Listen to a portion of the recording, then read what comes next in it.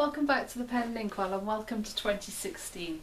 So good to see you all and to have a new year at this. And it's the first time that we've done 2 consecutive years with the Pen and Inkwell.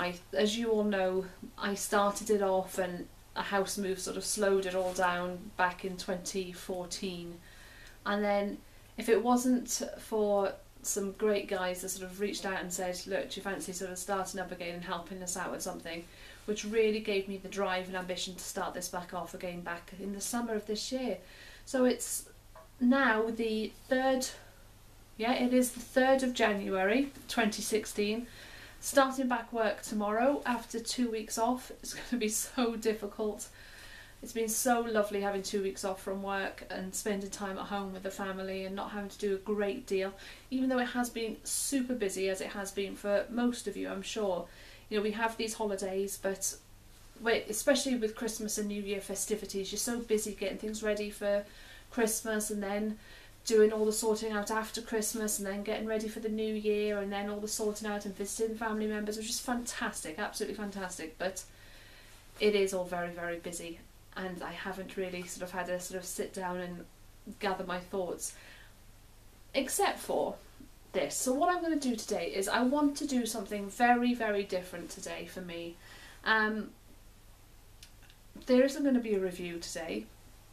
Today is about simply saying, firstly, thank you so much for 2015 and all your support, and really having a look back at 2015. But not just, I don't want to bore you with what's been going on in my life with 2015. It isn't about that. It's been a very busy year. Sorry, itchy nose. It has been a very busy year in 2015. We've had changes of jobs. I've had a change in job, and we've sorted, things have changed with the house, and then we've had exams. Both my daughters have taken GCSE exams and moved on to different things. My son started high school, so it's been a busy year. My husband started a new job, so there's been a lot of new things. And what I'm really looking forward to in 2016 is my husband asked me on New Year's Eve as we were walking home, he said, have you got any resolutions? And I said, no, I don't really want to make resolutions, but what I'd really love to see in 2016 is a bit of consolidation, I think, sort of, you know, having a sit down, no major changes, and just working on what we both love doing and exploring the things that we like doing ourselves. 2016 is going to be a big year. My husband turns 40, I turn 40 next year. So it is about sort of getting, it's that part of our life where we really want to be in the place that we want to be. And I'm absolutely loving doing what I'm doing now with the pens, and if I can grow this, that would be my dream, my absolute dream over 2016. So what I'm going to do is look back over the really, when I say 2015, I'm talking of probably July onwards. Probably prior to then I wasn't really doing a huge amount with pens. I was still using them, I was still purchasing, but more infrequently, and certainly not up to date as much as I am now. But I wanted to look at the last 6 months, 5-6 months of 2015, and the pens that really, I suppose, have made a difference to us in the family as far as 2015 is concerned, and what I think have been the best pens for us for various reasons. And I'm not saying that these are the best pens out there, these are just my top 5 for this year. Pens that I maybe hadn't considered, pens that have been really useful for different reasons, and I am not saying that these are the best 5 pens out there. They may be good for you, they've been good for me, and they've suited our lifestyle. So Carys and I had a big chat about this, and we ummed and ahed over a few things, and there were a few pens that were brought in and were taken out and that we reconsidered, and there's still a little bit of debate over a couple of them, but and there is no particular order in this. This is not a 5 down to first place or anything like that. These are just 5 pens that we've really enjoyed this year. So here we go, I suppose. Right, I suppose I'm going to start with these. I've got them all laid out here, and I'm going to start with what was a definite for us. There was no consideration about this. So this is the Platinum 3776, the Century, and this is Chartreuse Blue. Bit odd, I suppose, for me, because I did have the Bourgogne some time ago, about a year or so ago, and for some reason I didn't get on with it. Whether it was, and I I sold that, but I do have a bit of a habit. I used to have a bit of a habit of that. I was sort of regretting selling pens on, and I did, and this was one that I ummed and ahed over for so long and really wanted back in my collection. And I think it was just the Bourgogne, the colour just didn't do anything for me. I love blue pens, I really like blue pens. So this is the Chartreuse Blue and this is the Bourgogne. I have this in a fine nib, which I really enjoy. I've inked it with various different inks, and I think now I've got to the point where I found the inks that work really well with it and ones that don't. Why is this in among it? Super smooth nib, gold nib, and affordable for a gold nib pen, and so much choice. This body comes in so many different finishes. It is that standard cigar shaped body that you see with, you know, it's that sort of Mont Blanc shape. You see this now as the 3776, and then you see Sailor's 1911. That similar sort of style and shape pen, and you'll see another one that I have in my top 5 as well shortly. But this, I've loved it. It's got a great nib on it, cartridge converter filling system, but the translucency that you see through this pen, you're not going to see it sort of picked up. There is a separate review on this pen anyway for you to be able to see that if you want to look at it in more detail. I'll try and link all of the reviews down below this description, so you'll be able to go and link and see each of them sort of individually from there. But this is number 1. This is the Platinum 3776, and this was a fine nib that I had on here. So I'll put that one down out the way. So going and staying with the Japanese theme, I suppose. This was something that I didn't really know, hadn't come across, but I've loved it. This is the Sailor, and this is the Pro Colour. Now this is similar shape, if you sort of have a look at that, similar shape to the 3776, slightly slimmer, slightly shorter. But this is a steel nib pen. So this is a 14, it's not a 14 carat, that's a 14 carat gold nib pen. This is a steel nib pen.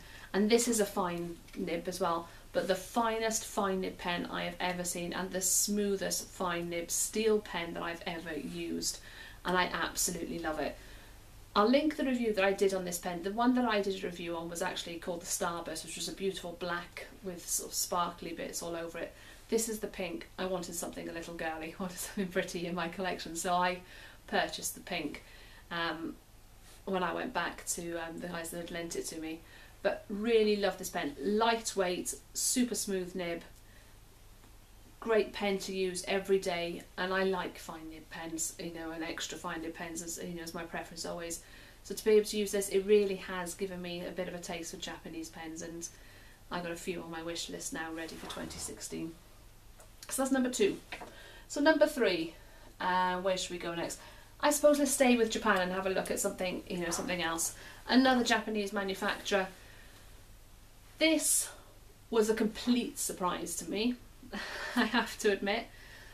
Very new, very tail end of 2015. So I picked this up on the 23rd of December. I haven't reviewed this yet, actually. I haven't had the opportunity to do this review, and the reason I haven't done this one yet is because Carys and I are going to do it together. Carys had the teal version of this, or like an aqua colour version of this. This one is the purple. So what we're talking of here is the Pilot.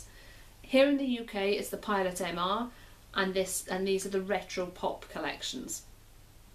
This only came with a medium nib available over here. Couldn't get a fine nib, but I really love the colour and I really wanted to try this pen. So the colour spoke to me, couldn't leave them there. We went over and visited Pure Pens just before Christmas, and they were out on the counter. They'd just received the delivery, and Carys and I had to get them at the time. So this is standard. I mean, literally these are about £20 here in the UK. In the US they're about $15.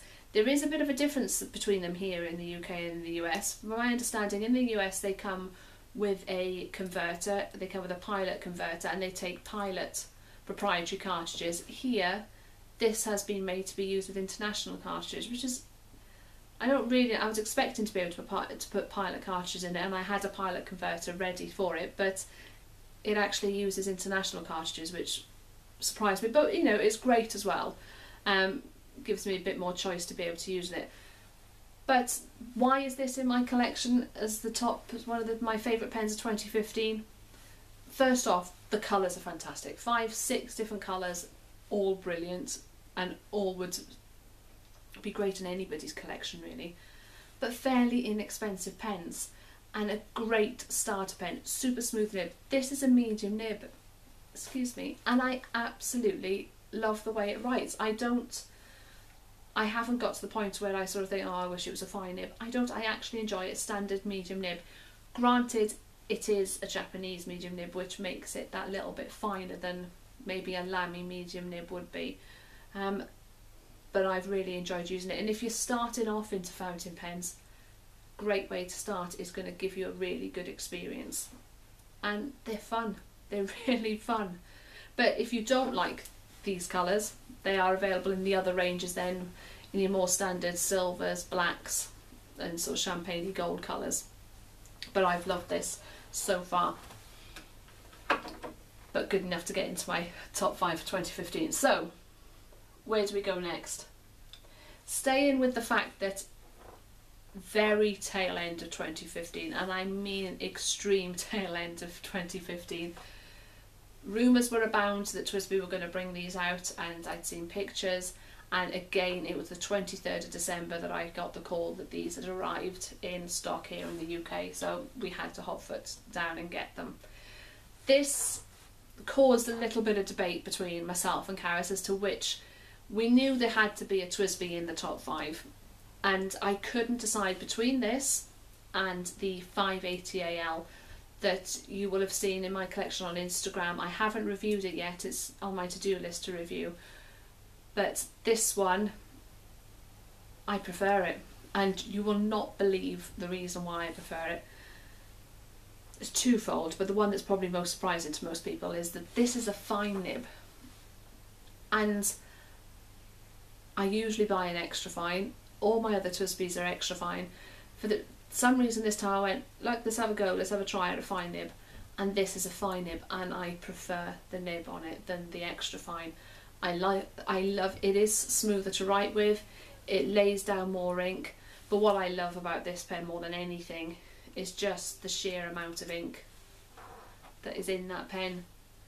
You know, that is a colossal amount of ink to hold in one go, by comparison to the international cartridge maybe that's in here.